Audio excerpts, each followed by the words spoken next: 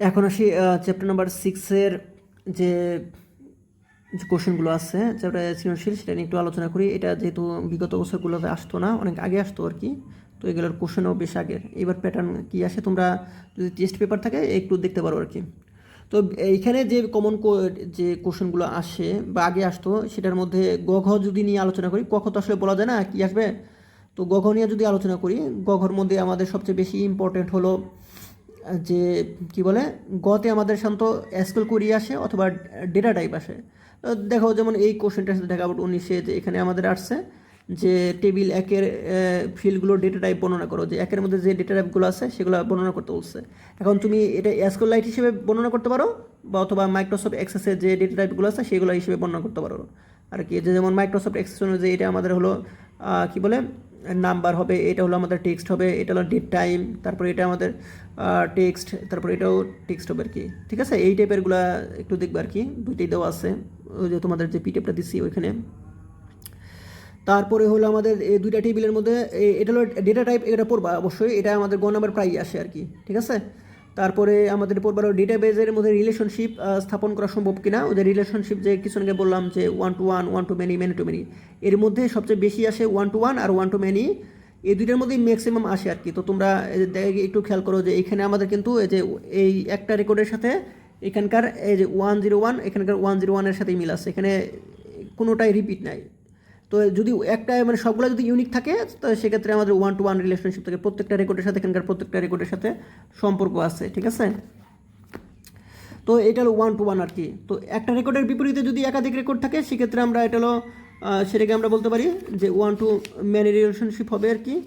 তো 1 to many relationship যেমন এর একটা এক্সাম্পল দেখাই, যেমন ধরো যেখানে এই 101 একটা রেকর্ডের বিপরীতে এখানে দুইটা রেকর্ড আছে, তো 1 to many রিলেশনশিপ। ঠিক আছে, বা যে 102 আছে এটার বিপরীতে দুইটা রেকর্ড আছে, 1 to many 1 to many relationship.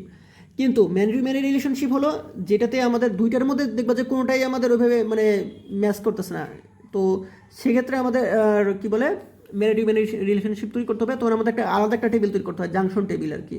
ঠিক আছে, তো জাংশন টেবিল যখন তৈরি করতে হয় এটার প্রাইমারি কি থাকে, এটার প্রাইমারি কি থাকে, এটার দুইটার ভিন্ন ভিন্ন প্রাইমারি কি থাকে, দুইটার ভিন্ন ভিন্ন প্রাইমারি কি, এইটার প্রাইমারি কি থাকে, এটার প্রাইমারি কি থাকে, এবং এই দুইটার মধ্যে থেকে একটা কলাম নিয়ে আমাদের থার্ড একটা টেবিল তৈরি করতে হয়।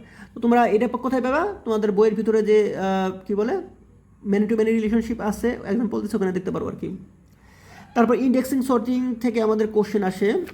আচ্ছা, তার আগে একটু বলে নেই যে এসকিউএল থেকে আমাদের কিছু কোশ্চেন আসতে পারে আর কি। ঠিক আছে, এসকিউএল থেকে আমাদের যে তোমাদের যে যে এটা দিয়ে দিলাম ওখান থেকে দেখবা যে সিলেক্টের কিছু কোশ্চেন আসে বা আপডেট একটা, যেমন ধরো এখানে আমাদের মার্কস আপডেট করতে বললো আর কি।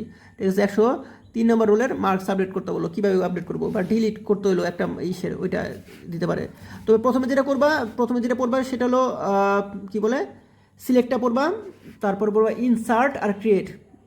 ইনসার্টের মধ্যে ইনসার্ট করতে বলতে পারে, যে ইনসার্ট মানে নতুন একটা রেকর্ড যুক্ত করা বা দুইটা রেকর্ড যুক্ত করা, ওইটার উপর আর কি। ঠিক আছে, এই টাইপের কোশ্চেন আসতে পারে। তো এইটার আবার আরেকটা টাইপ আছে, এর একটু কম আসে অনেক সময়, বাট তাও আসে আর কি। যেমন খেয়াল করো যে এখানে কোশ্চেন আসছে ডেট নামে নতুন একটি ফিল্ড সংযোজনের প্রক্রিয়া ব্যাখ্যা করো। দেখো খেয়াল করো এখানে কিন্তু এসকিউএল এর কথা বলে না, এখানে কিন্তু প্রক্রিয়ার কথা বলছে। তো প্রক্রিয়ার কথা যখন বলবে তখন দেখবে যে তোমাদের যে এইটা দিছি লিস্টটা দিছি ওটার মধ্যে দেখবে যে লাস্টের দিকে ডিজাইন ভিউ আছে। তো তোমাদের যদি গাইড থাকে বা কিছু থাকে দেখবে যে ডিজাইন করতে হবে আর কি, আমাদের এটা কি ডিজাইন করে নিতে হবে, যে এই যে ম্যানুয়ালি আমাদের অপশনে ক্লিক করে আমাদের ডেট থেকে ডেটটা আমাদের ফিল্ডটা যুক্ত করতে হবে।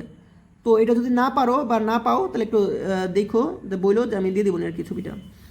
ঠিক আছে, আচ্ছা, তারপরে হলো আমাদের ইন্ডেক্সিং আর সর্টিং থেকে কোশ্চেন আসে। আচ্ছা, এখানে আরেকটা দিন দেখা, যেমন মেমো ডেটা টাইপ কেন ব্যবহার করা হয়, মেমো হলো আমাদের লং টেক্সট, বিস্তারিত বা বর্ণনামূলক লেখার জন্য আমাদের মেমো ব্যবহার করা হয়। ঠিক আছে, তারপরে আমাদের কি বলে এনক্রিপশন থেকে আমাদের কিন্তু অনেক সময় খ নাম্বার কোশ্চেন আসে, যে এনক্রিপশন ডেটা নিরাপত্তার জন্য এনক্রিপশন করা হলে আমাদের কিন্তু হ্যাকারটা ডেটাটা বুঝতে পারে না আর কি। এই চ্যাপ্টারের লাস্টের দিকে আছে দুই ধরনের ক্রিপ্টোগ্রাফি আছে, এসিমেট্রিক সিমেট্রিক। ঠিক আছে, এগুলো একটু দেখবো আর কি, ওগুলো থেকে এমসিকিউ আসে যে আমাদের যে এসিমেট্রিকের উদাহরণ কোনটা, সিমেট্রিকের উদাহরণ কোনটা, এগুলো আর কি। আচ্ছা, আর ইন্ডেক্সিংয়ের মধ্যে যে ইন্ডেক্সিং আর সর্টিং অটোমেটিক যে আপডেট হয় এগুলো থেকে খ নাম্বারের কোশ্চেন আসে। তারপর ইন্ডেক্সিংয়ের কোশ্চেনগুলো একটু দেখি, এই যে রেকর্ড সাজানোর পদ্ধতি সুবিধা বিশ্লেষণ করো, ঠিক আছে, যে পুনরায় সাজাইতে হয় না কোনটার ক্ষেত্রে, ইন্ডেক্সিংয়ের ক্ষেত্রে। সর্টিংয়ের ক্ষেত্রে কিন্তু আমাদের একবার সর্টিং করার পরেও নতুন রেকর্ড যুক্ত হলে আমাদের পুনরায় সাজাইতে হয়, আপডেট করতে হয়, কিন্তু ম্যানুয়ালি করতে হয়। আর এটা হলো ইন্ডেক্সিংয়ের, কিন্তু একবার ইন্ডেক্সিং করলে ওখানে নতুন কোনো রেকর্ড যুক্ত করলে অটোমেটিক আপডেট হয়ে যায়, ঠিক আছে। আর ইন্ডেক্সিং আমাদের কিন্তু এর থেকে একটু দ্রুত আর কি, ঠিক আছে। যেমন এসকিউএল কমান্ড আসছে দুইটা রেকর্ড সংযোজন করার জন্য, এসকিউএল কমান্ড আসছে সরাসরি লিখে দিবে আর কি, ঠিক আছে। ডেটাবেস কেন ইন্ডেক্সিং করা হয়, যাতে আমরা তত খুব দ্রুত খুঁজে বের করতে পারি আর কি।